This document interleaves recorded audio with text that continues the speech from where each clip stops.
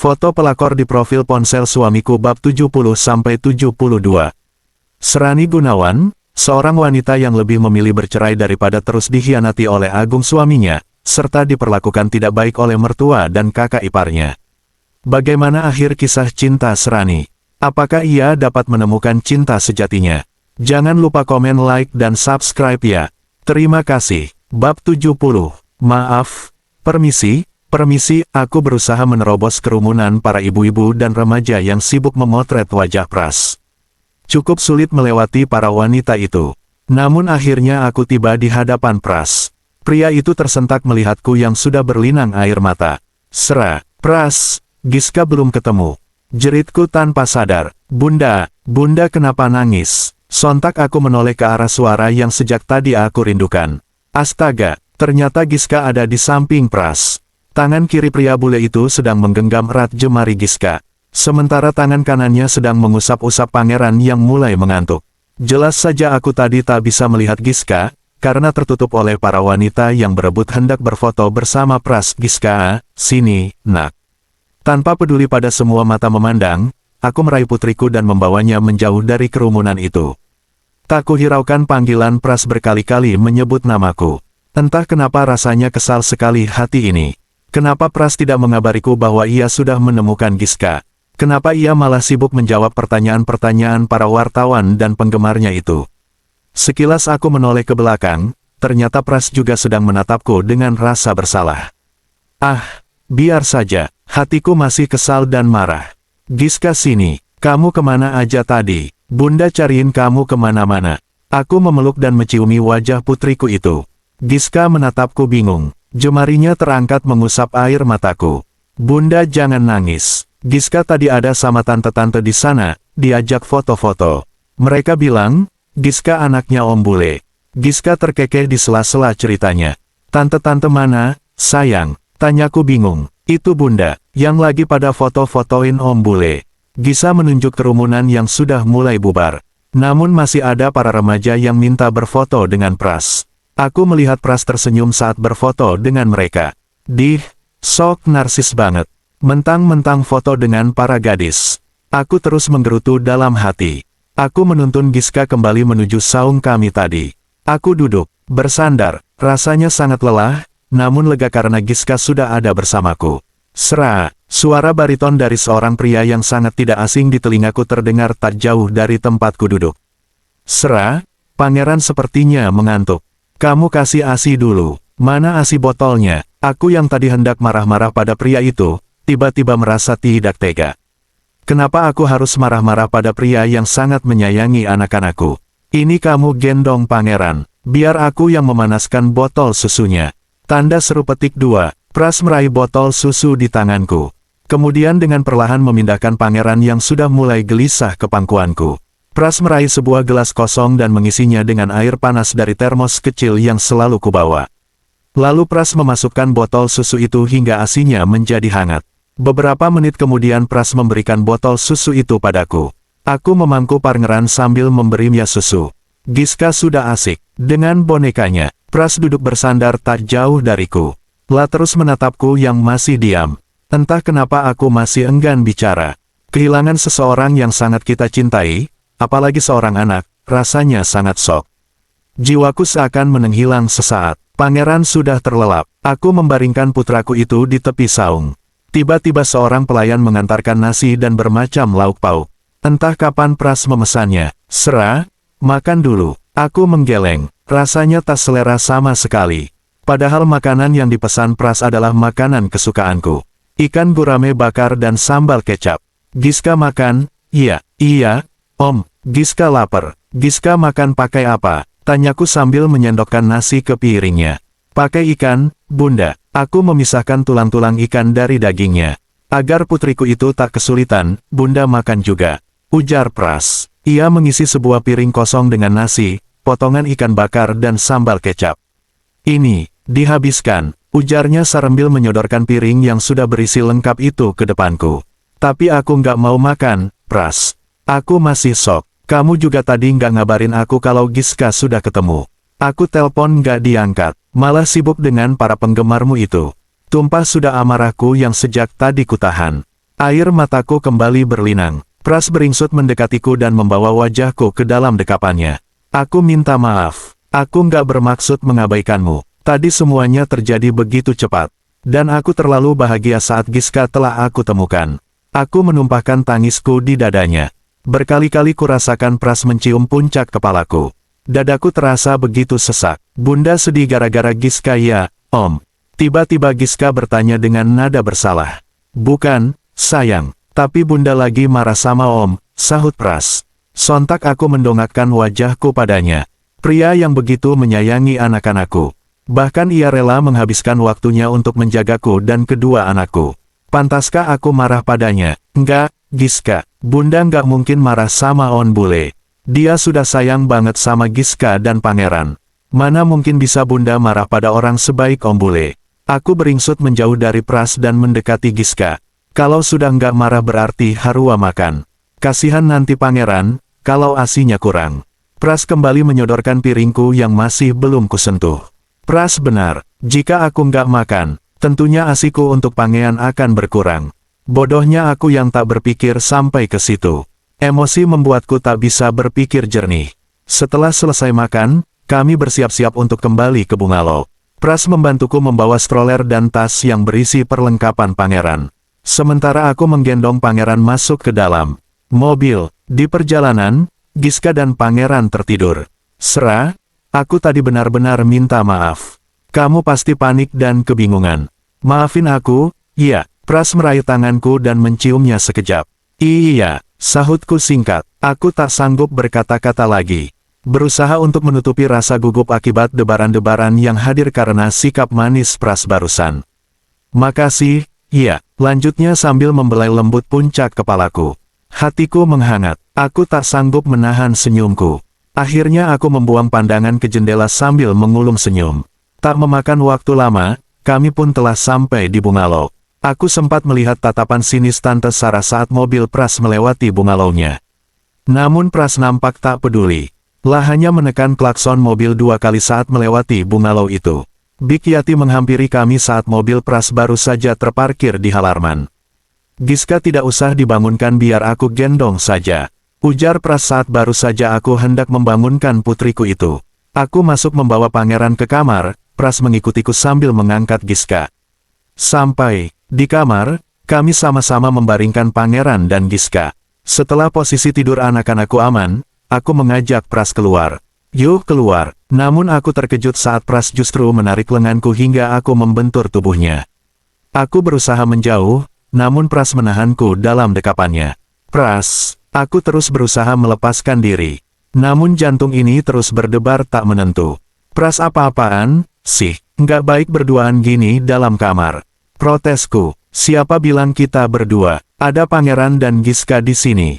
Sahutnya dengan tatapan lekat. Pras, kamu mau apa? Tanyaku gemetar. Aliran darahku mengalir cepat merasakan kehangatan tubuh Pras yang masih mendekapku. Aku ingin. Kamu. Hah. Tanda tanya petik 2. Bab 71. Aku ingin kamu. Hah. Maksud kamu? Pras menatapku begitu dalam. Wajahnya semakin dekat. Tuan Tirta, maaf. Ada Bu Sarah dan Non Grace datang. Terdengar suara Bik Yati dari luar kamar. Pintu kamar ini sedikit terbuka. Asisten rumah tangga Pras itu pasti melihat Pras sedang mendekapku. Sontak Pras melepaskan dekapannya secara perlahan. Ia berkali-kali berdecak kesal. Mau apa lagi sih mereka itu? Ganggu aja, gerutunya sambil melangkah meninggalkanku yang masih berusaha mengendalikan rasa gugup. Aku terduduk di ranjang. Jantungku berdetak cepat. Napasku memburu. Tatapan Pras tadi begitu berbeda. Lah belum pernah menatapku seperti itu. Satu tanganku menekan dada yang masih berdebar-debar. Setelah sedikit tenang, aku beranjak hendak keluar kamar. Ketegangan yang baru saja kurasakan membuat tenggorokanku kering dan merasa haus. Satu samar-samar aku mendengar perdebatan antara Pras dan Tante Sarah. Aku melangkah ke dapur hendak minum. Setelah meneguk segelas air putih, aku kembali melangkah ke kamar. Sepertinya aku tidak usah menemui mereka. Pasti ada urusan keluarga yang penting sedang mereka bicarakan. Nggak bisa, Tirta, pokoknya Tante harus bicara sama perempuan itu. Buat apa Tante? Aku tidak mau ada keributan di sini. Sebaiknya Tante dan Grace pulang kembali ke bungalow. Perdebatan mereka terdengar semakin dekat. Apa mereka sedang menuju ke sini? Apa perempuan yang dimaksud adalah aku? Tirta, aku hanya ingin mengingatkan perempuan itu. Kali ini terdengar suara Grace tak jauh dari kamarku. Sebaiknya aku keluar sebelum anak-anakku terjaga. Ada apa? Kalian ingin bicara denganku? Aku keluar dari kamar, dan ternyata benar mereka sudah berada di depan kamarku. Segera aku tutup pintu agar pangeran dan Giska tidak terbangun. Iya, aku ingin bicara sebagai pengganti almarhum mamanya Tirta, sahut Tante Sarah tegas. Aku melirik wajah Pras yang sudah merah padam menahan emosi. Mari Tante, kita bicara di ruang tamu. Aku masih berusaha ramah. Pras menggeleng, ia hendak bicara sesuatu. Sepertinya ia keberatan jika aku ikut dalam pembicaraan ini. Nggak apa-apa, Pras, bisikku. Tante Sarah dan Grace telah lebih dulu duduk di ruang tamu. Aku dan Pras menyusul. Ada apa, Tante? Apa yang hendak Tante bicarakan denganku? Tanyaku setelah duduk di salah satu sofa. Halah, gaya bicaranya sok elegan. Kalau kampungan ya kampungan aja. Gerutu Grace yang terdengar jelas di telingaku. Grace, bicara yang sopan. Sentak Pras membuat wanita itu mencebik. Aku ini pengganti mamanya Tirta, aku ingin keponakanku ini punya jodoh yang setaraf dengan kami. Kamu tahu kan keluarga kami bagaimana? Setidaknya Tirta punya istri yang berkelas. Tante Sarah mulai bicara dengan wajah serius. Pandangannya tajam menatapku tak suka. Oke, lalu apa hubungannya denganku, Tante? Tanyaku pura-pura tak mengerti dan berusaha terlihat tenang. Padahal dadaku terasa sesak dan nyeri mendengar kata-kata wanita paruh baya itu. Aku minta kamu jauhi Tirta. Kami akan mencarikan jodoh yang setaraf dengan keluarga kami. Tante garis bawah, Pras kembali ingin bicara. Namun aku memberinya kode agar dia membiarkan aku saja untuk bicara. Aku mulai melihat wajah Pras yang berusaha menahan emosi. Jangan sampai ada pertengkaran di keluarga mereka hanya gara-gara aku. Tante tenang saja, aku dan Pras tidak ada hubungan apa-apa. Kami hanya berteman. Kebetulan almarhum suamiku kenal baik dengannya. Aku bicara masih dengan nada tenang dan tersenyum. Sementara dua wanita berbeda usia yang berada di hadapanku, menatapku dengan penuh kebencian. Baiklah, saya pegang kata-katamu. Saya harap kamu tidak usah lagi terlalu dekat dengan Tirta. Tante Sarah berdiri diikuti Grace. Iya, Tante, jawabku bergetar, karena jika untuk itu aku merasa tidak yakin. Tante dan Om kembali ke Jakarta hari ini. Karena Om Roy dan Levin besok ada meeting penting dengan satu perusahaan, untuk kemajuan perusahaan kami. Mereka ingin mempersiapkan segala sesuatunya dari malam ini. Pras hanya mengangguk, wajahnya masih tampak tegang dan kesal. Tante Sarah dan Grace melangkah keluar tanpa menoleh lagi padaku. Pras menghempaskan tubuhnya di sofa setelah kepergian tantenya. Sarah, kemarilah. Ia menepuk sofa yang berada di sampingnya. Aku bergerak mendekatinya dan duduk di sofa yang ia tepuk-tepuk tadi. Maafin tanteku, aku tidak mungkin mengamuk pada dua wanita itu, ujar Pras geram. Udahlah, Pras. Mereka benar. Kamu jangan terlalu dekat denganku dan anak-anak. Bagaimana kamu akan mendapatkan calon istri jika kamu, Kap? Aku tersentak saat tiba-tiba saja Pras membungkam mulutku dengan bibirnya. Napasku seakan terhenti saat bibirku dicium secara tiba-tiba olehnya. Pras, jeritku karena terkejut. Udah, iya, jangan diterusin pembicaraan ini. Kalau enggak, aku akan cium lagi. Mau, sontak aku menggeleng. Kamu tuh ya, main sosor-sosor aja. Aku memukulnya dengan bantal kecil yang ada di sandaran sofa. Pras tertawa terbahak-bahak. Karena besok pagi sekali kami akan kembali ke Jakarta. Malam ini aku merapikan semua barang-barangku dibantu oleh Bikyati. Tiba-tiba sebuah pesan menasuk dari Kanu, asisten pribadiku. Bu Sera, jangan lupa setelah makan siang besok ada meeting dengan perusahaan yang menawarkan kerjasama dengan salah satu perusahaan Pak Arif. Mereka sudah mengirimkan proposalnya. Saya sudah kirim emailnya ke ibu. Oke baik, siapa nama perwakilan dari perusahaan itu? Balasku, Pak Levin dan Pak Roy. Mataku membelalak saat membaca balasan pesan dari Kanu. Kenapa namanya bisa sama? Apakah ini kebetulan saja? Bab 72, kamu meeting nanti jam berapa? Pras bertanya sambil menyetir mobil. Pagi ini jalanan belum terlalu macet. Setelah subuh tadi, kami langsung berangkat kembali menuju Jakarta. Setelah makan siang, meetingnya di kantorku, kok. Jawabku sambil memberi ASI botol pada pangeran. Nanti biar aku temani. Nggak usah, Pras. Kamu sudah terlalu lama meninggalkan perusahaanmu. Mulai sekarang perusahaan Arif biar aku yang handle. Jika nanti aku membutuhkanmu, aku pasti akan hubungi kamu. Aku tidak mengatakan pada Pras bahwa yang akan meeting denganku nanti siang bernama Roy dan Levin. Aku juga tidak mau melibatkan Pras di sini. Perlahan-lahan aku harus terbiasa tanpa bantuan pria ini. Dia tak akan selamanya berada di antara aku dan anak-anak. Tante Sarah pasti akan mencarikan wanita yang memang pantas untuk pria tampan dan mapan sepertinya. Sarah, kenapa melamun? Itu pangeran susunya sudah habis. Astaga, kenapa aku sampai lalai begini? Sejak Tante Sarah datang ke bungalow kemarin, aku jadi banyak melamun, sampai susah tidur. Beneran nggak usah ditemani? Pras kembali bertanya. Nggak usah, Pras. Aku nanti sama Kanu aja, sahutku. Oh, jadi sekarang lebih milih ditemani Kanu daripada aku, gitu. Aku sontak menoleh padanya. Apa Pras sedang bergurau? Tapi ternyata wajahnya nampak serius dan kesal. Aku menghempas napas kasar. Kanu itu asistenku, Pras. Ya kewajiban dia dong, temenin aku meeting.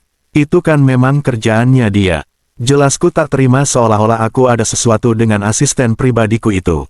Pras kembali diam, dasar ngambekan. Hingga sampai di rumah Pras tetap tidak banyak bicara. Langsung menggendong Giska yang masih terlelap, hingga ke kamarnya. Tak lama kemudian Pras merebahkan dirinya di sofa panjang ruang tengah rumahku. Aku pikir dia akan langsung pulang. Ternyata tidak. Pangeran sudah diambil alih oleh babysitternya. Aku bersiap-siap hendak berangkat ke kantor. Sarapan telah siap ketika saat aku keluar dari kamar. Aku mendekati Pras yang menutup wajahnya dengan satu lengannya. Pras, sarapan dulu, yuk. Sahutnya. Kemudian beranjak melangkah menuju meja makan. Aku mengikutinya dari belakang, mau roti apa nasi goreng? Nggak usah, aku bisa sendiri. Tolaknya seraya meraih 2 lembar roti dan meletakkan ke dalam piringnya. Oh, oke. Aku pun mulai menyendok nasi goreng putih plus sayuran kesukaanku, dan mulai menyuapnya. Kami makan saling diam hingga makanan kami habis. Pras, kamu marah ya? Aku yang tak biasa didiamkan seperti ini mencoba memulai pembicaraan. Enggak, jawabnya sedikit ketus. Oke, kalau gitu, kamu antar aku ke kantor aja, gimana? Dia tak menjawab. Pras, jeritku kesal. Iya, Bunda cantik. Aku lega melihat senyumnya. Astaga, kenapa sikap kami berdua seperti Setelah sarapan, kami segera berangkat. Aku minta Pak Yono untuk tidak usah mengantar. Aku akan menghubunginya jika memerlukannya nanti. Di perjalanan kami kembali berbincang dan tertawa-tawa seperti biasanya. Apa, nikah? Yuk, Aku tersentak mendengar Pras mengucapkan kata nikah dengan santainya. Masih menyetir mobilnya sambil memandang ke depan. Mungkin saja dia hanya bergurau. Nggak asik banget ngelamar perempuan sambil nyetir. Sahutku santai. Mau? Enggak. Tanyanya lagi tanpa menoleh padaku. Pras ini serius apa enggak, sih? Enggak. Aku menjawabnya asal. Kenapa? Tanyanya lagi dan masih tanpa menoleh padaku. Kamu banyak penggemarnya, nanti aku makan hati. Pras tertawa terbahak-bahak. Kamu sudah lihat berita di media sosial pagi ini? Tanya Pras lagi. Belum, aku juga nggak mau tahu, jawabku ketus. Padahal sebenarnya aku sangat penasaran, serius nggak mau tahu. Aku tampan sekali loh, di berita itu. Pras menjawil hidungku. Bodoh amat, sanggahku. Pras kembali tertawa. Tanpa terasa kami sudah tiba di kantorku. Pras menurunkan aku di lobi, setelahnya ia pun langsung berlalu. Pagi, Bu Sarah. Pagi, Kea. Aku mengangguk pada Kanu, ternyata asisten pribadiku itu juga baru saja tiba. Kami berjalan bersisian menuju ruanganku. Maaf Bu, jika Ibu tidak keberatan, Pak Levin ingin memajukan pertemuannya jadi pagi ini. Kebetulan ia datang sendiri. Saat ini kami sedang duduk berhadapan di ruanganku. Kanu mulai memberikan beberapa laporan. Boleh. Jam berapa? 1 jam lagi Pak Levin akan tiba di sini, jawab Kanu. Baiklah, siapkan saja ruang meetingnya. Setelahnya, Kanu meninggalkan aku sendiri di ruanganku dengan setumpuk berkas yang harus aku tanda tangani. 1 jam berlalu, Kanu kembali masuk ke ruanganku. Bu Sarah, Pak Levin dari PT Abadi Jaya sudah datang. Beliau sedang menunggu di ruang meeting. Baik, sebentar lagi saya ke sana. Aku membereskan semua berkas yang sudah aku periksa dan tanda tangani, lalu memberikannya kembali pada Kanu. Kea, minta sekretarismu yang mengerjakan ini. Kamu temani saya di ruang meeting. Baik, Bu. Aku bersiap-siap menuju ke ruang meeting. Apa benar Levin yang datang hari ini sama dengan pria yang aku temui di puncak? Aku melangkah bersama Kanu menuju lantai 3. Ruang meeting di sana tidak terlalu besar. Hanya untuk 5 atau 6 orang saja. Selamat siang, Pak Levin. Kenalkan ini CEO kami, Ibu Serani Gunawan. Kanu masuk lebih dulu dan memperkenalkan diriku pada tamu yang bernama Levin itu. Loh, Sera, bersambung.